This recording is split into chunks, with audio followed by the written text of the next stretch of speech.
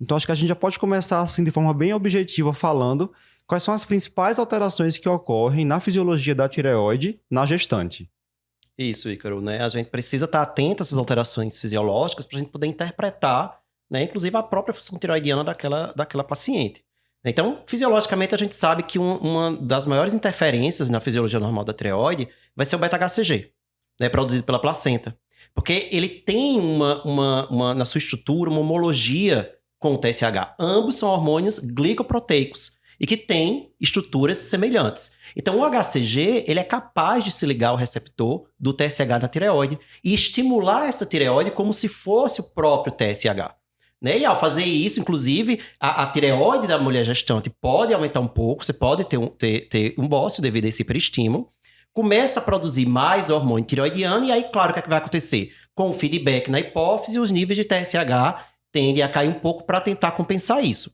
Na maioria das mulheres vai ter uma certa compensação, mas se essa mulher já tiver alguma doença prévia da tireoide, pode ser que isso realmente leve a alguma alteração da função tireoidiana, ou se você tiver excesso de HCG, como acontece, por exemplo, na hiperêmese, você pode acabar tendo o que a gente chama de hipertireoidismo transitório da gestação. Né?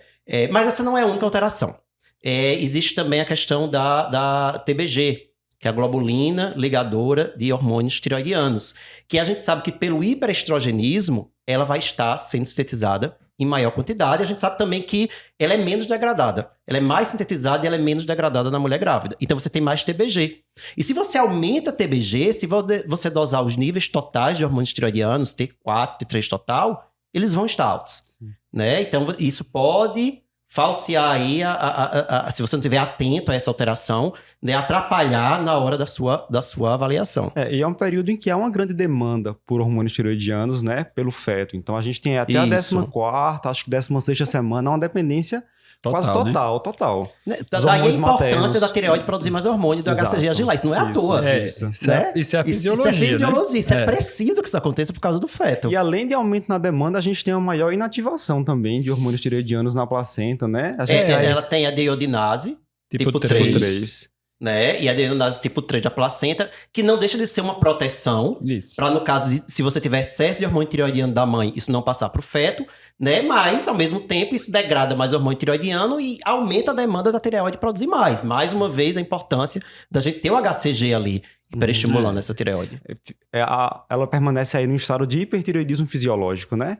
Para tentar atender essa demanda aumentada. Isso. É como se tivesse trabalhar pelos dois, né? A gente brinca muito que gestante tá comendo pelos dois, aí a tireoide da gestante tá trabalhando pelos dois, pelo menos até essa 14ª, 16ª semana vai ser nessa linha aí de raciocínio. Até a tireoide do feto, né, tá pronta para assumir. É interessante a deiodinase, a gente pensar na deiodinase mais nessa linha de proteção, né, do que como de inativação, né? Porque quando você pensa em proteção, você até associando a história do hipertireoidismo, você sabe que no hipertireoidismo aumenta também um pouquinho a função da deiodinase, aí ajuda você a raciocinar nesse sentido, né? Então a deiodinase tem essa finalidade aí de proteção, a D3 no caso. E uma coisa interessante, a partir do momento em que a gente tem essa formação da tireoide fetal, é a necessidade de iodo materno para que o feto possa sintetizar seus próprios hormônios tireoidianos.